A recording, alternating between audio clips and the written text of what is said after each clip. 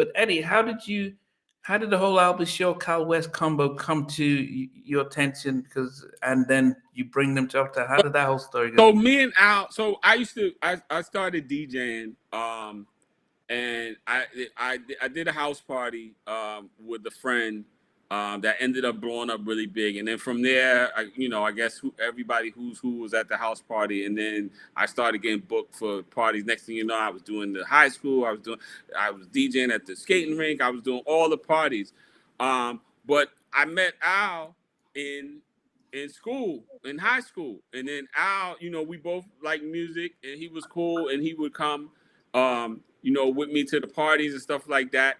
And then he actually started, I had moved to the basement and put my DJ equipment in the basement, and kind of that thing where you move, you think you're a teenager now, you got your own apartment kind of.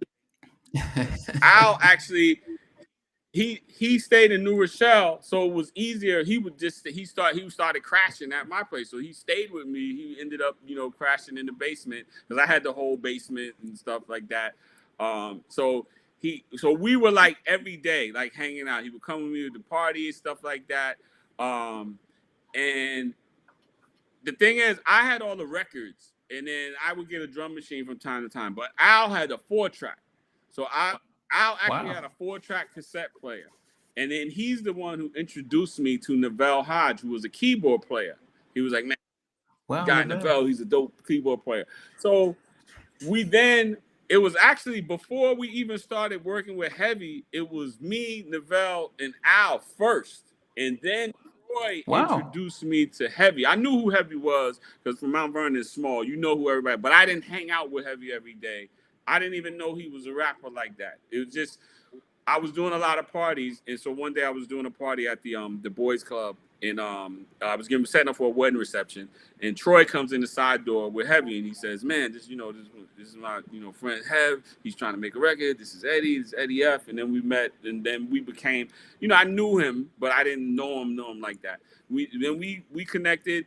We instantly hit it off. We started hanging out every day. And then Hev became another person that would come to the basement. So at that point, it was me, Albie Shaw, Neville, and Heavy in the basement. And we would make demos.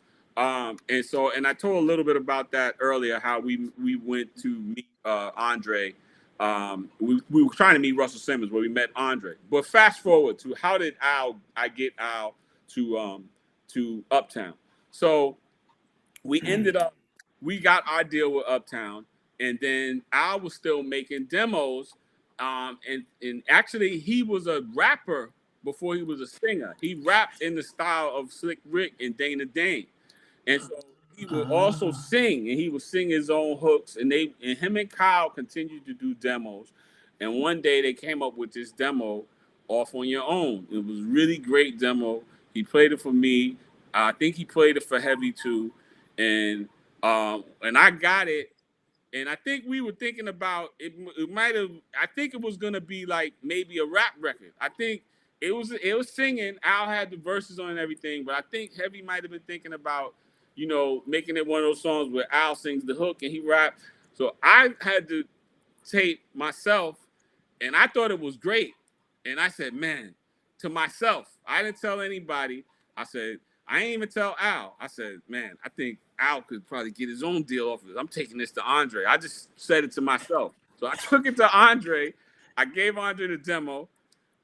He played it, and I remember there was some women there that he was with, and they were having lunch or this, and he played the tape. And he liked it. He said, man, he said, oh, that's your man. He said, that's your man, light skin with the curlies.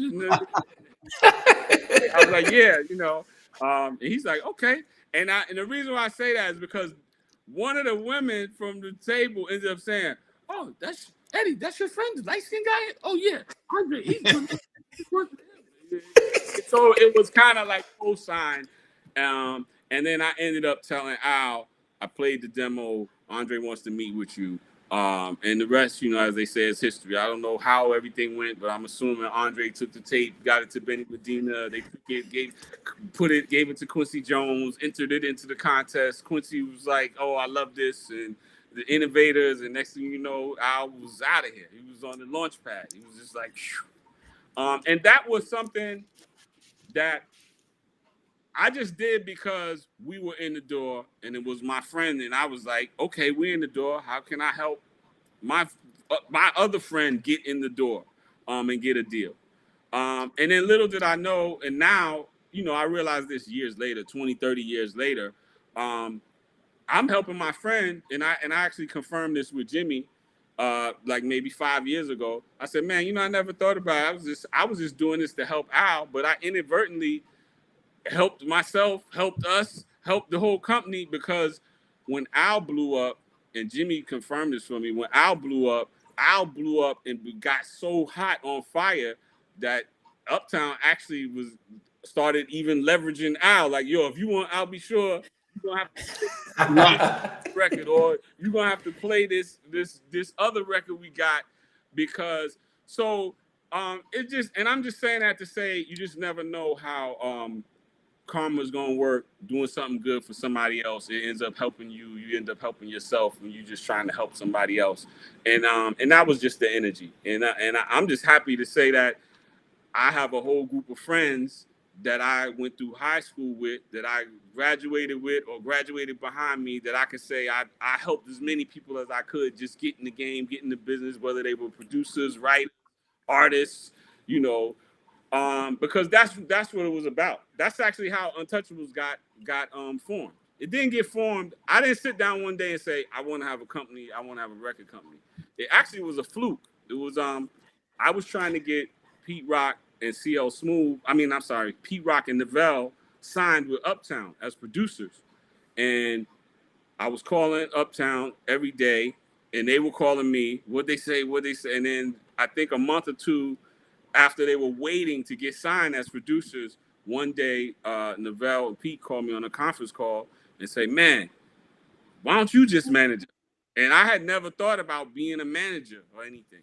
There was no Untouchables, but I was a person who organized and helped people and had suggestions of how to get things done. So they asked me to do it. And then I said, okay, well, let's come up with a name. And then, all right, let's figure out a structure and whatever. And then I asked one of our lawyers, hey, could you put together a management agreement? I had no intentions of starting a company. That's how Untouchables got started. It got started because my friends asked me to manage them. And I said, let me put together a company to do it. And then one thing led to the next. They were the first two. And then Dave Hall would come around, and he asked me to help him. He was actually working on Brand Nubians. He already had a song on Brand Nubians, but he was trying to get his business straight. And I was like, okay, I'll help you. I had knew Dave because Dave was one of the guys that hung out with us when we had the DJ crew. He would come around with my man Gary Peterkin. We had the DJ crew, and he was one of the guys with us. So I knew him, but I didn't know him as a producer. I just knew him as a cool guy who would hang out at parties.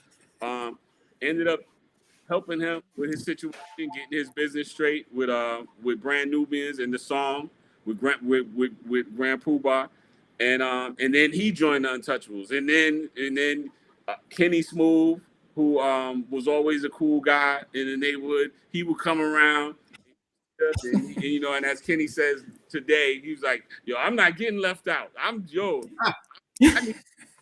need to be down with the Untouchables, yo. And I ended up signing him, and that's how Untouchables got put together. It was like friends saying, yo, manage me, put me down, and then that's how the whole thing happened. And then we became kind of like an engine for Uptown. We would just, it's like, what's the assignment? Like, what needs to get done? Who needs records? Who needs to get help? Who needs to get fixed? What needs to get remixed? And a lot of times it would be just based on the direction of Andre or Kurt Woodley or whoever the creative person was in charge. We need this. We need an up-tempo. We need something that sounds like this, And again, like Jimmy was saying, Harlem, Uptown was the point of view. So it would be like, that's why you have songs like, for example, the New Jack Swing version of I Found Lovin' for Jeff Redd, because I Found Lovin', the original I Found Lovin' was like, it was a Harlem Uptown, Right. dance two-step classic. You know what I mean? So that we were making records that was like, okay, we're gonna make the new R&B hip hop version of the Harlem sensibility R&B classic. Same thing with Guy and with Teddy. When it's funny thing, you know, a lot of Bruno Mars makes a lot of songs and attributes a lot of his success to the R&B pioneers that came before him. And he was in a band. They used to do covers of the R&B classics of, say, like the 90s and the 2000s. Teddy Riley was doing that in the 80s. He had a band in Sylvia's Restaurant, and they would do the Uptown, not Uptown Records, Uptown Harlem classics of what was hot in Harlem in, say, like the 70s, 80s, and they would do all those songs. But he was also a drummer, so he would put a fly beat to it. And I wasn't there, but from one of the stories I hear is that one of the times that Andre they went to eat at Sylvia's, and they saw Teddy's band, and you know, it was one of the from what I hear, it was one of the most awesome things that Andre had ever seen, because they were about to perform a record and somebody requested a song in the audience, and then whoever was the band leader looked at Teddy and was like, all right, you got it. And then Teddy proceeded to like make the beat and everything, drum machine, like right there. He basically made a remake of the song in real time, and they started playing the song. Like, and wow, it's just a testament to how much talent he had. And I saw somebody in the chat, right, like there were like a lot of dope producers at Uptown. One of the reasons why there were so many quality producers is because from the gate, the bar was set really high. Like I said, it was Teddy Riley and Marley Marl.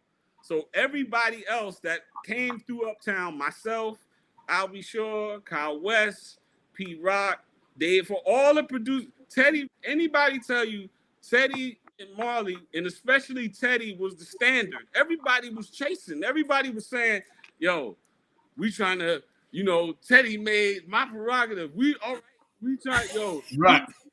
Ash Fire Bomb hits, and that was the flag. That was what the standard of excellence was. So that's why you have so many great producers, because everybody was like, that's what you were looking at. It's like, yo, I'm on the team with Michael Jordan. I'm in the league. I'm on the team with Tom Brady. The person is demanding excellence. You like, okay, Tom Brady's throwing, I better be catching these passes. Or Michael Jordan's here, all right, got 50, I better got 35. You know what I'm saying? It was just your standard to yourself of the type of music you wanted to make. The bar was set really high. And it was a good thing. It was a good thing. It brought everybody. It's like I guess that saying, like, iron